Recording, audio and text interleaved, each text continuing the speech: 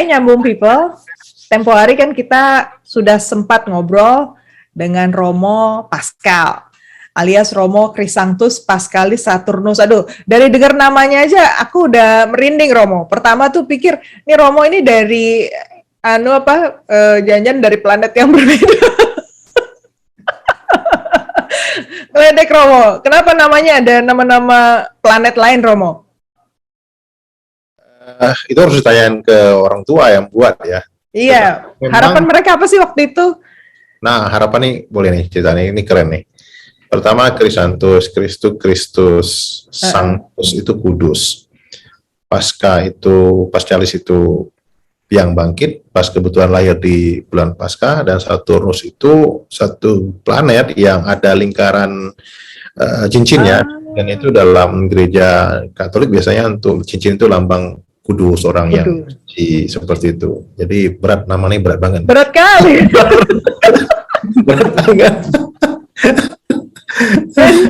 Harapannya betul-betul Romo menjadi orang yang kudus. Iya. Aduh, salah kasih nama sebenarnya. Romo Pascalis ini kesehariannya, denger ya di nyambung edisi yang sebelumnya, keseharian Romo ini adalah mengurus Komisi Keadilan Perdamaian Pastoral Migran dan Perantau di Kepulauan Riau. Nah Romo, waktu kecil dulu, Romo memang berniat jadi Romo terus mengurus migran atau gimana nih kecemplungnya menjadi ngurus migran nih Romo? Kalau jadi Romonya memang dari kecil ya, memang dari kecil, dan sejak kecil tuh kalau doa malam selalu bilang, Tuhan Yesus, aku besar mau selamat malam Tuhan, selamat, aku mau tidur, kalau aku besar aku mau jadi pastor. Dan itu doa malam. Doa malam itu terus menerus gitu, walaupun sebenarnya nggak tahu pastor itu apa juga nggak tahu. Pokoknya doanya gitu aja sampai SMA gitu ya, doa malam aku cuma itu, dan aku nggak tahu doa malam lagi selain itu. Nah, lalu kemudian kok bisa migran ya, jadi migran ini sebenarnya kan ini kan tugas gereja ya, pertama awalnya sih tugas gereja ya. Dan 2013 saya baru sih sebenarnya Mbak Dina baru berkecimpung di pelayanan ini, tahun 2013 baru mulai ketika saya ditugaskan oleh Bapak Uskup waktu itu almarhum Monsinyur Hilarius Monura untuk menjadi ketua di Komisi Keadilan Perdamaian Pastoral Migran dan Perantau. Dan saya sebenarnya pertama-tama nggak tahu nih ngapain ini komisi ini, ngapain gitu, nggak paham ini ngomongin apa, migran juga nggak tahu, ngomongin tentang perdagangan orangnya apa gitu nggak tahu. Malah saya buat film. Jadi pertama kerja saya di komisi ini pertama-tama buat film, karena sebenarnya jiwa saya itu lebih senang lebih senang yang buat film, buat musik, sebenarnya lebih senang kayak gitu. Nah maka waktu itu bingung yang ngerjain apa ya komisinya ya.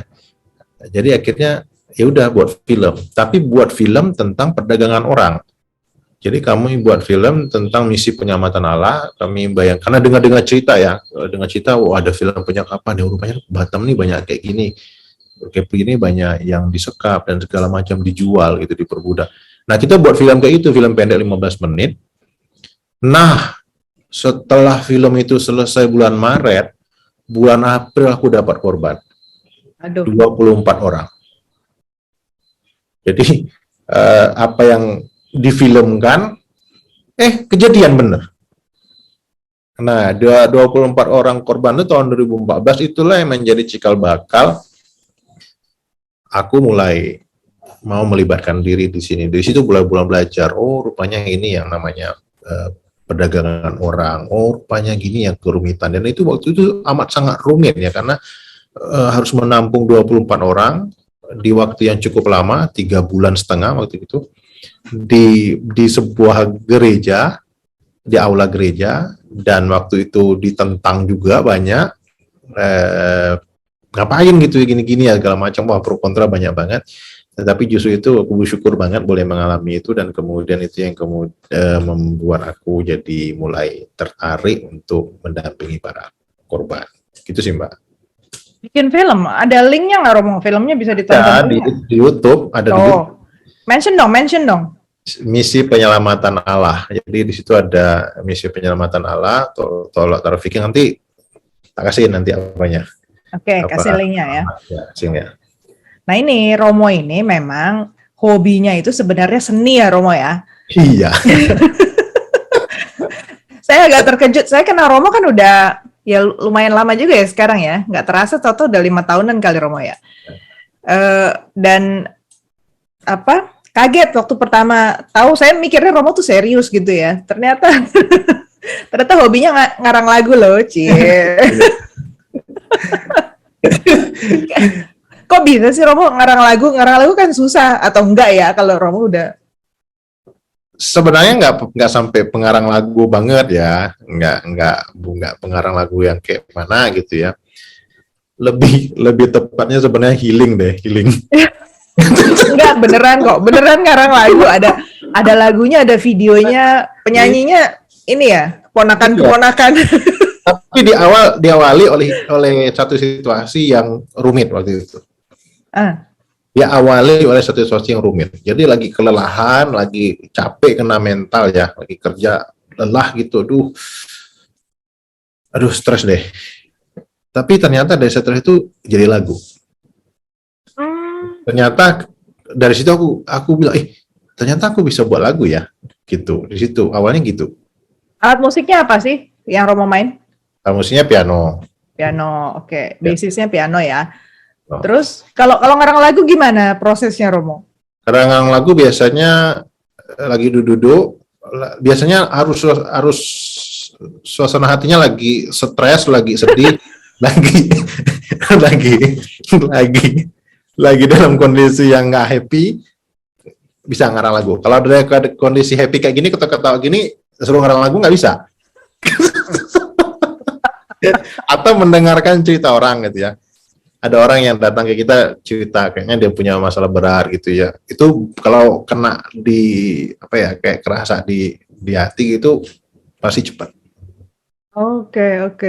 Jadi justru butuh sesuatu yang merasuk gitu mengganggu. Ya. Kalau udah dapat gitu, terus nanti nggak sendirinya gitu. Kayaknya nih lagu ya. Sebenarnya yang ciptainnya di HP doang. Nyanyi gitu, spontan gitu loh. Ya, awalnya. Tulis syairnya atau nyanyi gitu, keluar sendiri. Udah keluar sendiri aja, udah. Tinggal nanti diperbaiki pakai piano, segala macam, udah jadi. Biasa gitu. Orang saya pernah lihat ada video klip nih ya, Romo bikin para frater ya waktu itu ya, frater yang ada di sana di keuskupan atau di tempat Romo itu? Di seminari malahan, di Pematang Siantar, di rumah pembinaan. Tuh. Dia bawa lagunya dia, terus Romo para calon Romo itu disuruh main musik sambil nyanyi. Lucu deh, nanti kasih linknya ya supaya jadi hiburan juga nih Romo. Jadi kalau saya sih bilangnya kalau orang-orang yang justru kalau batinnya terusik tuh ngarang sebenarnya sangat inspiratif ya, karena justru bisa membangkitkan rasa yang sama mungkin ke orang-orang yang lain ya ketika mendengarkan gitu. Bagus-bagus kok lagunya Romo. Jadi coba didengerin deh, Cie. Jadi lain kali penghargaannya bukan pelindungan WNI dong Romo ya. Musik Award. Bos, salah, nggak sampai gitu. Lebih pada soal hobi aja sih. Tapi sebenarnya Mbak Dina, lagu aku tuh kebanyakan lagu-lagu yang kebanyakan tuh lagu-lagu yang kutemui pada saat mendampingi korban sebenarnya. Misalnya kalau yang Mbak Dina ngomong tuh jadi pemenang ya, kesusahan sehari cukuplah sehari, itu kayaknya jargon di shelter deh. Oh gitu, itu jargon shelter. Ya, jadi kita udah happy aja, yang sehari aja, jangan dibawa larut gitu. Biasanya gitu, ngomong sama staff, ngomong sama anak-anak ini di shelter seperti itu. Dan itu kebanyakan anak-anak shelter, mau dia dari background apapun, kalau datang ke shelter pasti itu semacam lagu kebangsaan. Wih. Iya, kan, ya, belum kalau ada lagu, kalau ngelihat yang lain, misalnya ada kesusahan lain juga buat lagu seperti itu. Jadi sebenarnya makanya sebenarnya tadi aku bilang sebenarnya lebih healing sih, lebih healing walaupun memang punya bakat, tapi sebenarnya lebih healing. Dan kalau udah lama nggak ciptain lagu, minta sama Tuhan kasih dong suasana hati yang agak kacau sedikit supaya lagunya ada lagi.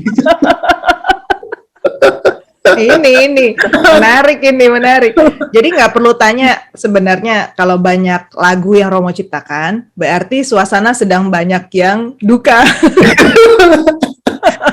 Tapi itu sebenarnya ini rahasia loh, ini rahasia sebenarnya ini. Udah nggak rahasia lagi, Romo. Orangnya malah pikir hebat ya pengarang, enggak. Kalau aku ngerasa, oh aku bisa, tapi harus ada pemicu. Harus ada pemicu. Oke, kalau gitu sukanya apa deh? Kalau saya nggak usah nanya dukanya dong, berarti kerja jadi apa mengabdi di komisi ini ya. Tapi sukanya apa dong? Kalau dukanya ngarang lagu. Sukanya apa, Romo? Sukanya banyak teman, banyak saudara. Itu suka banget karena hampir semua yang kita dampingin, jadi aku punya banyak keluarga banget di mana-mana. Di mana-mana aku punya banget, dan mereka yang sudah pernah di shelter pada sering berkontak-kontak, Romo kalau ke sini datangin kita ya. Jadi aku ngerasa punya keluarga banyak banget. Karena mereka yang di sini, teman-teman yang di sini itu menyenangkan banget ya. Jadi semacam kerinduan, jadi sering berkabar, beri cerita-cerita gimana sekarang kabarnya gini dan sebagainya, itu menyenangkan sih. Kalau menurut aku itu yang paling menyenangkan. Romo ini kan juga pindahan, bukan asli Batam sebenarnya Romo ya. Dulu Kan. dari mana Romo? Nah, nih Mbak Dina, sebenarnya aku ini anak migran juga loh. Jadi kalau mau cerita migran yang berhasil, akulah salah satu contoh migran yang berhasil. Karena papa mama juga perantau ya dari Flores ya, yang juga berburu dolar di Malaysia awalnya, pengen berburu dolar di Malaysia seperti itu. Tapi terdampar singkat ceritanya terdamparlah di daerah Kepulauan Riau. Maka sebenarnya aku lahir di daerah Kepulauan Riau juga, Mbak Dina. Jadi kalau yang cita-cita tadi, misalnya di season pertama, aku termasuk paham juga, tahu juga gitu sejak kecil sebenarnya. Karena kalau orang Kepulauan Riau misalnya pergi ke Malaysia, Singapura tuh biasa banget. Dulu kita jual ikan atau kita mau jual kayu arang dan sebagainya, biasa, kita bisa keluar masuk Malaysia dan Singapura itu sangat biasa sekali. Seperti Papa itu. mama kerja ini juga berarti dagang gitu atau apa? Nah, dulu sih pernah mau masuk ke Malaysia ya. Kemudian jadi guru. Dan di Dabo Singkep kebetulan ada satu PT Timah waktu itu. Sebelum selesai tahun 90 itu PT-nya selesai, tapi kemudian di situ, dan sekarang masih di rumah aja. Terakhir bocoran yang kedua nih, kalau yang belum pernah ketemu Romo Pascal, kalau tadi kan soal musiknya udah ya, soal hobinya beliau udah ya.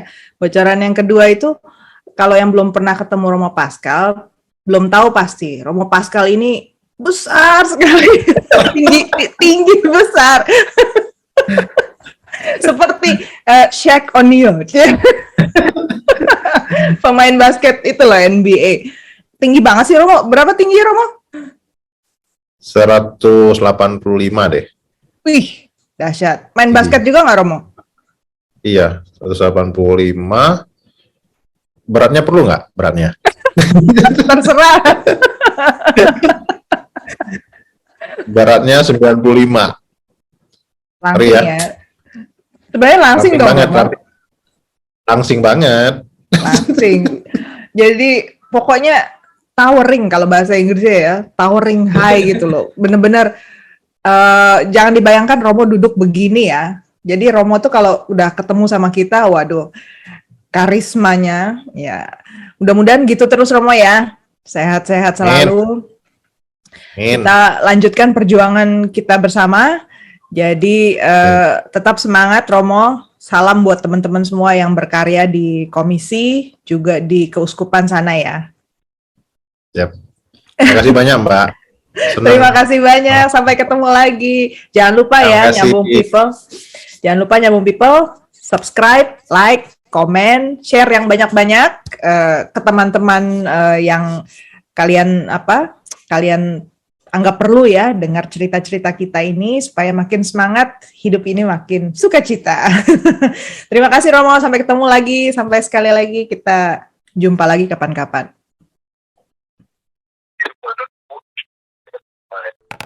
Jangan lupa like podcast ini kalau kalian menikmati diskusinya, komen apabila kalian punya pertanyaan atau pendapat, dan subscribe agar kalian tidak ketinggalan episode nyambung setiap minggunya.